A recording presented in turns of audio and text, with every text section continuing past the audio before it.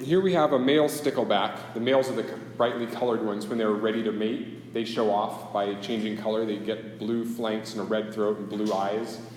And they court females. The males build nests in the sand. They court females. They try to lure, maybe the wrong word, court, convince females to enter their nests, and then the females will spawn their eggs, lay the eggs in the nest, and the male will follow her through the nest and then fertilize the eggs. That's how they mate. So this is a male and a female that he's trying to convince to go hang out in his nest for a while. They're found all over the northern hemisphere. There are some in Friant, so if you ever want to go find sticklebacks in nature, just drive up to the San Joaquin in Friant. You can just look in the water and see them, especially in the spring and summer. So they're all over the northern hemisphere. And they're found both in, this is weird for fish, they're like salmon, they're found in freshwater and saltwater environments. Most stickleback populations, however, have adapted. They either live in a lake near the coast usually, and they're just a freshwater fish, or they live in the ocean. They're just a saltwater fish. They're very rare populations that can actually do what salmon do and go from saltwater to freshwater and back. That's not common for sticklebacks. But they live in close proximity where you can find lakes, especially up in British Columbia and in Washington State, freshwater lakes that are really close to the ocean. So you have 2 3-spine stickleback populations that are the same species, live really close to each other, but are living in very different environments, where splicing has something to do with this. And like everything else, things eat sticklebacks, or at least they try to. And this, on the left, is an image of a dragonfly larva that has grabbed on to a juvenile stickleback. And on the right side is a duck trying to eat a 3-spine stickleback. And so, like most things in nature, you get predation, then you have a response to predation, which is you develop defense mechanisms. So in the oceans, sticklebacks tend to have large fish predators. Freshwater environments, they tend usually to have more of these invertebrate predators like dragonfly larvae. So in saltwater, most of the fish you find in the ocean have these bony plates. Sticklebacks don't have scales. Instead, their scales develop into these thick armor, basically. It's like a suit of armor that's just underneath the skin of the fish. And they also have a pelvis that produces really long pelvic fin, or pelvic spines on its belly. And then along their back, they have 1, 2, and a tiny little third spine, which is why they're called the 3-spine stickleback. So that's most saltwater populations. Freshwater populations tend to look different. So what's different? So their pelvis is gone. They don't make that bony pelvic structure in the pelvic spines anymore. And it turns out that in most of the freshwater populations, their dorsal spines up here are shorter. So the question that's asked by this paper is, are there genetic changes that cause these developmental differences? So other scientists previously have studied those bony plates and the pelvis, and they've found mutations that are specific to freshwater fish that cause them to lose those defense structures. But no one yet had figured out what causes the reduced size of the dorsal spines. I'm hoping the question that you're thinking about now is, why would you ever lose your defense mechanisms and go from what a saltwater fish looks like to what a freshwater fish looks like? It seems like a bad idea. So do you have any ideas about, we can never ask why, because nature does not have an intent. Nature doesn't have a brain. We can only ask how change happens. But what sort of pressures or forces do you think would cause freshwater fish to lose their armor? Could be increased mobility. That's one of the major hypotheses, is it allows them to more quickly turn to avoid faster or more agile freshwater predators than the large, sort of slow, marine, large fish predators. There's also a hypothesis that there could be calcium limitation in fresh waters, which would make it harder, more expensive for them chemically to build the plates and the spines. Destiny? I was going to say use it or lose it, so that the areas that in the saltwater would create that would presumably go to some other area that now is better in the freshwater fish because Yeah. it's more like an relevancy Yeah. representation. Yeah. Yeah. So Dr. Ross, so you're saying it's better for them to lose to this, or because So- they swim quicker? That's a hypothesis. That hasn't been proven. But from an evolutionary point of view, the idea is that if a population changes, there's one of two explanations. It's either because it was valuable for them to change and that change has been selected for, or that change just happened really recently and natural selection hasn't had a chance to get rid of the ones that don't have the armor anymore. So in this case, both are probably true. So the question is, we're getting to splicing, how do genetics relate to this change in traits? Well, it turns out that there are lots of these different populations around the world that have lost the plates and lost the pelvis. This graph just shows two, one from Paxton Lake, which is in Canada, and our population from Friant, which has been a really heavily studied stickleback population because the Friant population has a really weird mixture of some fish that have partial plates and some pelvis, and other fish that are completely plateless. So it's a really weird population that a lot of geneticists study because it's this weird mixture of different phenotypes. So I'm just telling you this because in the paper for next week, they're going to talk about plates and spines and these fish. The first thing they do in this is phenotype mapping, this genetic mapping. So the concept here, which you may be familiar with if you took genetics at some point, is if you have a single gene that controls a trait, like let's say in this case pigmentation. If you had two little a alleles, you are light colored. If you have two capital A versions of the same gene, you have dark pigmentation. What happens when you make a hybrid and you've got a big A and a little a? In this case, it's an intermediate phenotype. This is what you expect of a single gene controlling a trait. You can tell just by telling for a single gene, do you have two copies of one allele? You've got that trait. If you've got one of each allele, if you're a heterozygote, you've got a second trait. If you've got two copies of the other allele, you've got the third version of the trait. So there are only 3 different outcomes in normal one gene traits. And again, the goal of the study you're going to read next week is trying to find what genes control the change in spine length. But this gets harder because most traits are not simple. They're not just controlled by one gene, like human height, for example. There's not just one gene that says you're short or you're tall. So here's a quick exercise for you. Engage your brains. We've got a half an hour left, and maybe you've been sitting for too long.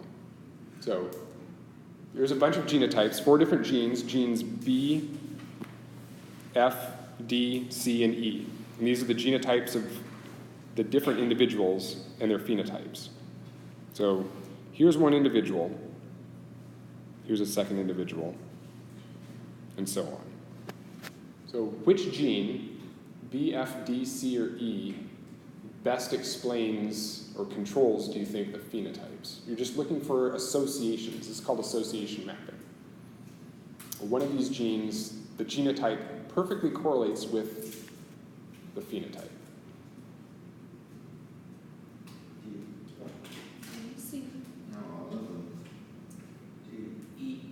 Okay, so let's pick D. So this individual is heterozygous, D1 over D2. Its phenotype is dark. Okay. Here's another individual that's D1 over D2. What's its phenotype? It's medium. So that's not at least perfectly explaining all of the variation in the phenotype. So what gene better associates, the genotype perfectly correlates with the phenotype. So let's see, if you're F, if you're a homozygote for allele 1, you're dark. If you're homozygote for allele 1, you're dark. If you're homozygote for allele 2, every individual that's homozygous for 2 is light, and every heterozygote is medium. So this is perfect association. So this is basically how genetic mapping works.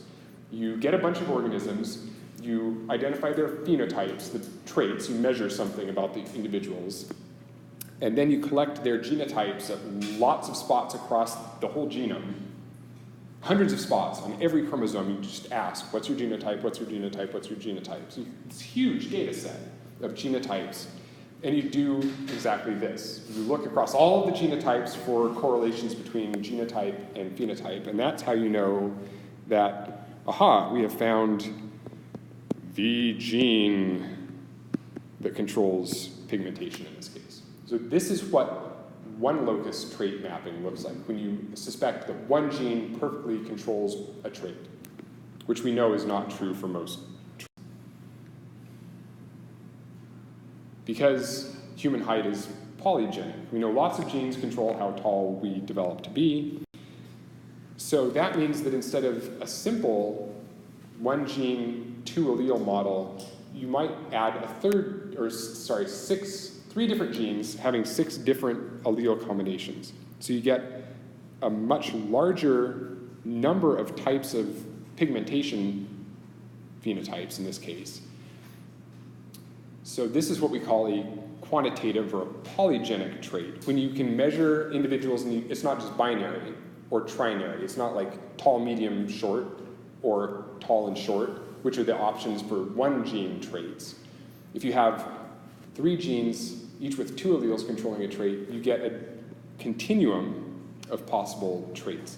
That's a quantitative trait. And whenever you see a quantitative trait in nature, something where you can't measure something as binary or trinary, tall, short, tall, medium, short, it means you're talking about multiple genes controlling that trait, which means you can't do that simple exercise we just did and look at a few genotypes and try to get a perfect correlation of genotype of one gene with phenotype. That won't happen here. So instead of manually doing this, of course, I hope you suspect, people have written computer programs to take these huge genetic data sets and look for associations between genotypes of multiple genes, combinations of genes then, and phenotype to try to identify the locations of genes that control complex traits. Skip that for now. So what you wind up getting when you do QTL, quantitative trait locus mapping, is complex traits, more than one gene involved. You look across a chromosome from base pair, for example, in this case, this is a plot of the computer output from base pair 1 to base pair, 20 million base pairs. And the computer asks that every gene or every SNP, every polymorphism across the chromosome, what's the likelihood that that genetic change, difference between individuals, causes at least some of the difference in trait that we're studying? And what you wind up getting is a map that has the y-axis is log odds, or LOD score. It's a statistical measurement of how likely it is that any particular region of this chromosome controls a trait. So when you see a peak, that is likely the place where a gene is located that controls at least part of the trait that you're measuring. So I just wanted to do that because you're going to see these plots this week.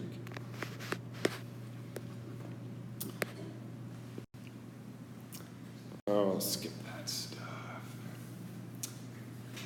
So you've seen those things before. I wanted to get to splicing. Next week's about splicing. So I've already shown you the structure of some genes where you can have multiple introns. These are the parts that get removed. Intron 1, intron 2, intron 3.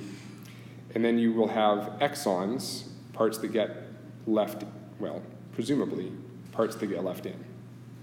So 4 exons, 3 introns, and then a 5' untranslated region. Those are parts that don't get translated and turned into proteins, the 3' untranslated region. So somewhere here, there's a start codon. That's what defines the end of the 5' UTR, and somewhere down here, there's the stop codon, where translation finishes. That was a perfect time to ask the question you asked me earlier.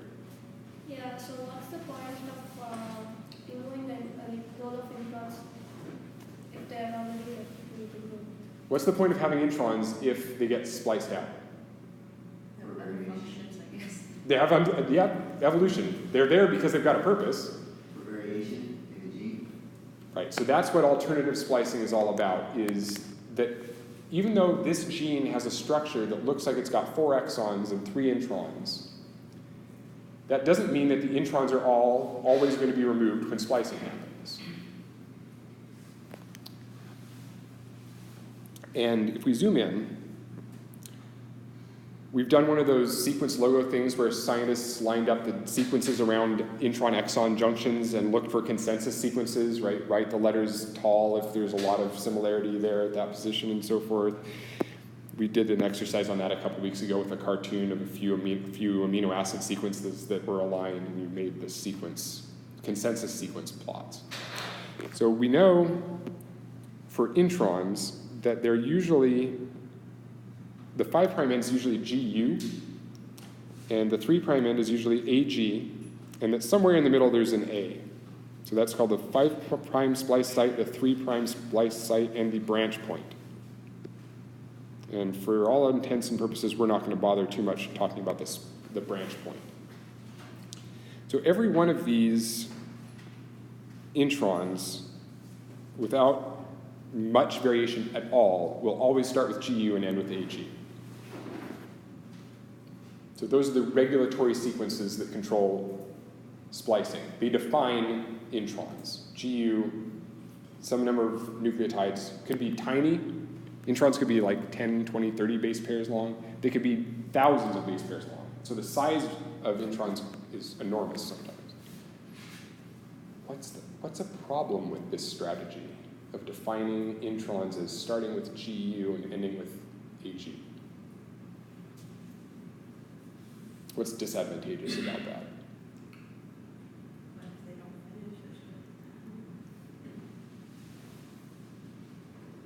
So we've been talking about transcription factor binding sites. How long are they usually?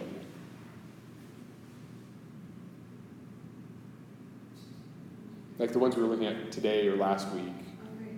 Enhancer sequences. TATA box is like 6 TATA-AT. TATA binding protein binds to. So six nucleotides. Does that occur frequently in a genome or infrequently in a genome? 6 nucleotides. TATA-AT. It's relatively frequent. It's something like 1 every 4,000 base pairs or something. We could do the math.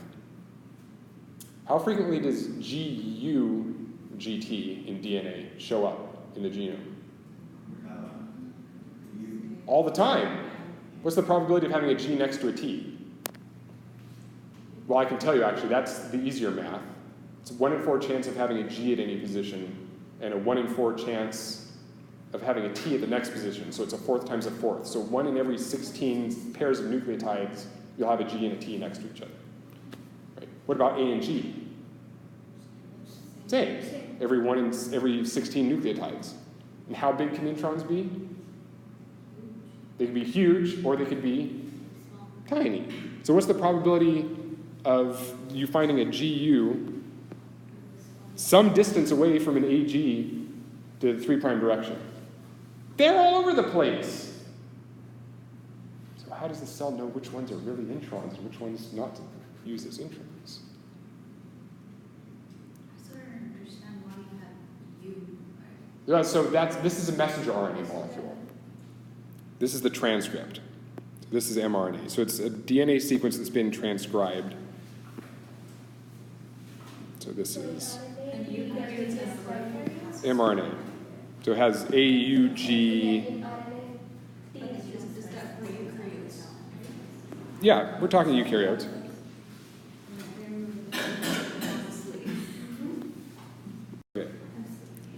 So there are several different types of patterns you can get with splicing.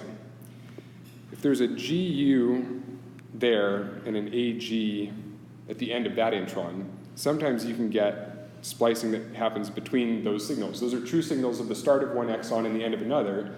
They've just missed some of the intervening Gs and Us and As and Gs. So that's called exon skipping, because now we've got a couple of exons that are no longer in the finished spliced messenger RNA. Right? Where did that exon go? Where did that exon go? They're gone. They got spliced out along with some introns. And then you can also have intron retention, where you might have splicing occur here as normal and there as normal, but you might not have splicing use that GU-AG pair. So you get intron 1 retained. So sometimes introns stay in transcripts. Sometimes they get taken out. So you can get all sorts of diversity, because the longer the gene is and the more exons and introns there are, the more patterns of alternate splicing you can have. Exon 1, 3, 5, 7, and 10 in, exon 1, 4, 12, 14 in with introns 2 and 3 removed, but not 7 and 9. It's crazy how much alternative splicing can happen. Just as a brief example, here's one gene from, in this case, a zebrafish. I just had this figure on hand. It's got 9 exons up here, the short little bars. So this is all to scale. So you see the absolute size of the gene in tens of kilobases, and these are the widths represent the sizes of the exons. The exons are tiny. Introns are huge.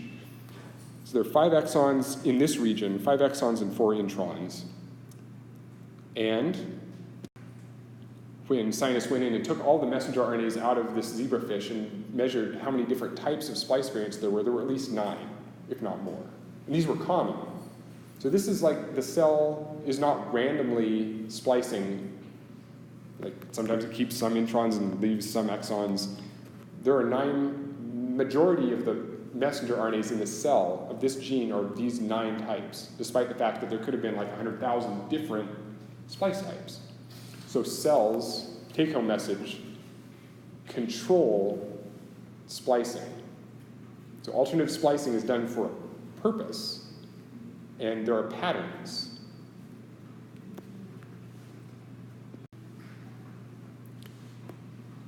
So specifically relative to next week's paper, they're going to talk about cryptic splice sites or alternate splice sites. That's directly relevant to what I just mentioned, which is that there can be some canonical introns, common introns, like intron 1 and intron 2 in this diagram, that are normally spliced out. But there could be another AG down there somewhere in the 3' end of the transcript, and so sometimes splicing might not splice like the blue version, sometimes it might splice like the red version. And that might not happen very often, but it might happen occasionally. And we're going to look at that next week.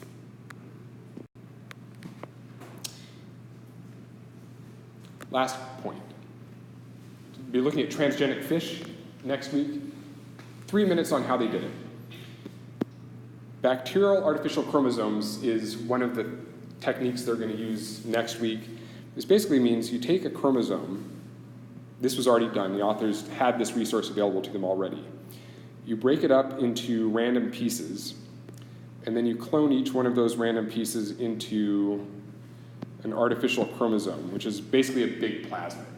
So these pieces of DNA tend to be somewhat on the order of like 200 to 300 kilobase pairs, which is why they're called artificial chromosomes. They're much larger than normal plasmids, and in fact, these are usually yeast, not bacteria. Depends. Sometimes they're YACs, yeast artificial chromosomes. Sometimes they're BACs, bacterial artificial chromosomes.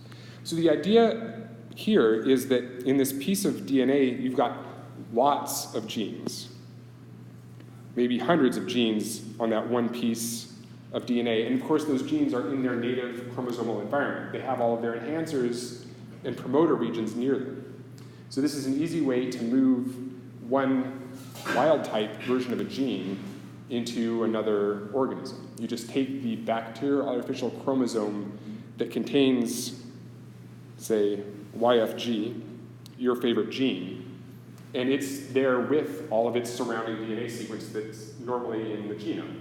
It's regulatory sequences. So then you can put that whole plasmid DNA construct into a new organism. And they do that by microinjecting it along with an enzyme, ISCE1. That enzyme cuts the bacterial artificial chromosome to make it linear, and that linear piece of DNA gets incorporated into the host genome. This way of making a stable transfected, it's not transfected, it's making a stable transgenic fish. So you inject these fish at the one-cell embryo stage. So you fertilize the embryos, you inject them with your bacterial artificial chromosome and the enzyme, and that piece of DNA gets put into the fish's genome. So that every cell in the fish has this bacterial artificial chromosome.